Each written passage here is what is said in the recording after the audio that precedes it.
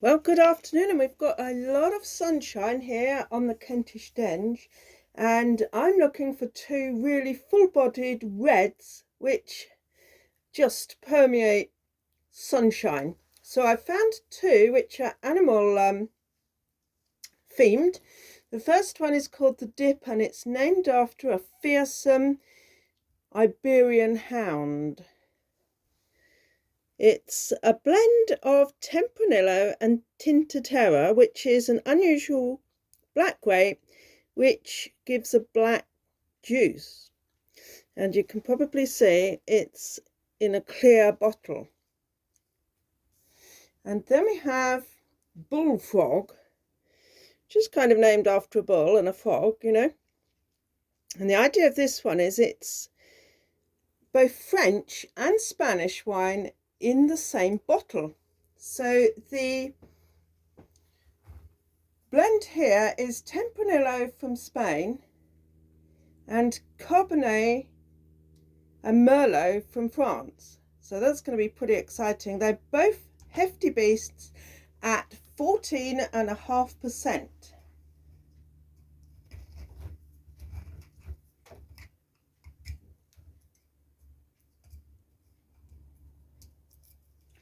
So this is the Dip.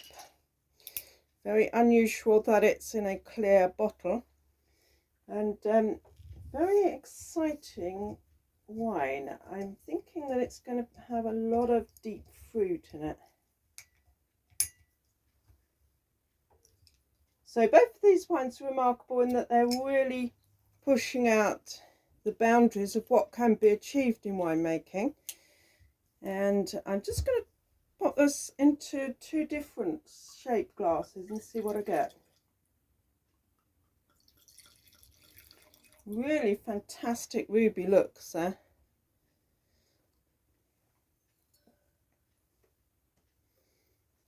You know, already this feels like it's going to be a very magical wine.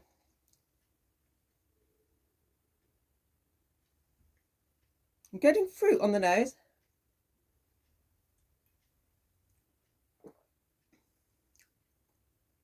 Oh, I'm getting a lot of redcurrant and bramble.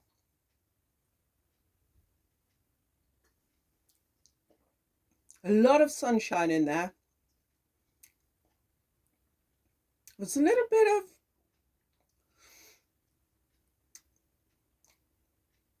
leather saddles in the background. There's a good deal of nettle in there as well. It's probably going to perform better, I think, in this glass. I'm getting rich casserole notes now.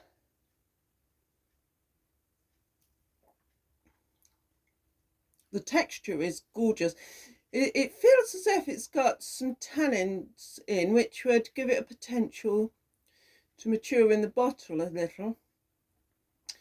With these kind of wines, I do tend to buy at least 3 at a time, and then I just open them, you know, 1 year between, just to see how they perform. I have to say, it's one of the most gorgeous colours. Very sort of ruby purple notes. This is from 2021 from Spain.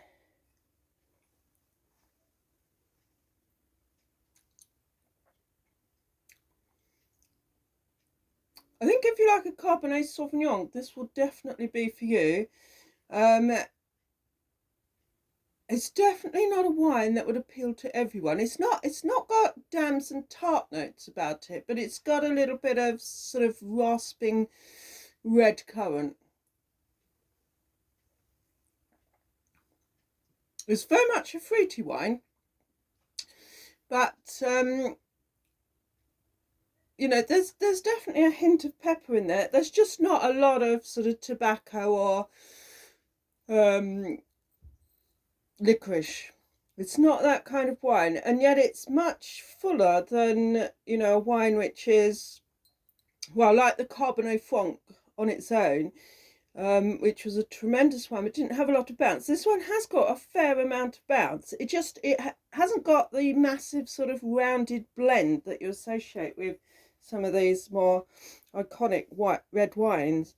I think this one will open up a great deal over 2 or 3 days, and so quite often with a wine like this, it's not a bad thing to open it the day before you actually want to enjoy it, and then just allow it to breathe a little bit. Even if you put it in a decanter and leave that out at room temperature overnight, that will make a huge difference to this sort of wine. I don't think it's been massively oaked. It's more of a fruit driven red, but it's fantastic. The black grape which bleeds black, fabulous. And now Bullfrog, a beautiful labelling. So half Spanish, half French. How is this one going to perform? Again, you can't be certain with these wines, which are what I would call mid-price cheapies, how much oak they've got in them. They're very much made to be drunk, you know, immediately. They're not intended to mature in the bottle or hang around at all. They're what I'd call glugging wines. But they're very up quality from what you'll buy in the local garage. They're the sort of wines I just like to have several around so I can open them without regrets for that moment when I want a little bit of extra red. Whoa, I'm getting plenty of fruit in there, but there's definitely some leather notes.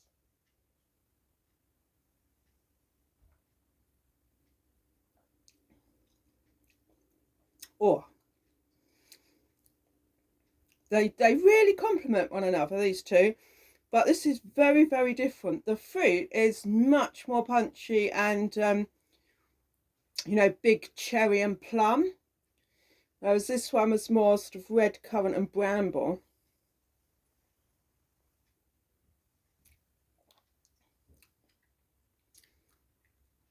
I wouldn't say there's any licorice in this one, but again, there is a little bit of pepper kick in there. And again, not much on the sort of leather and tobacco notes. They're very, very hearty wines, perfect with, you know, a quick steak or some lamb, or a casserole would be excellent. But they'd also be really, really nice with some salad, to be honest. Any kind of rice dish would be fantastic. And tomato spicy pasta would be orgasmic.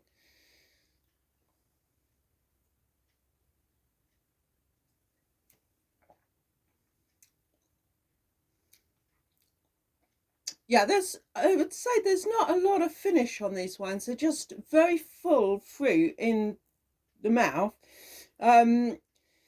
They've both got, you know, the punch of a good, easy drinking Bordeaux, definitely. If you like Bordeaux, you'll definitely like both of these. There's a little bit of like forest mushroom coming out of this one, but the thrill of them is that they're drink me now gluggers. They both fantastically complement one another, and they are just packed full of sunshine. That's the treat about these two reds. They're not big on the tannins. They're not going to live forever. They're just absolute gluggers, and they're delightful, delicious, and quite decadent, actually. Fantastic, beautiful colour. This one's sort of raspberry strawberry to look at.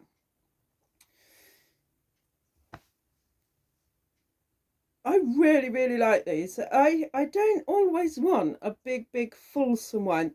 I would say these are medium to full-bodied, but don't forget they're kicking a hefty punch at 14.5%. They would be fantastic with some bramble or some sliced raspberries in, actually. Really beautiful fruit cut. And I've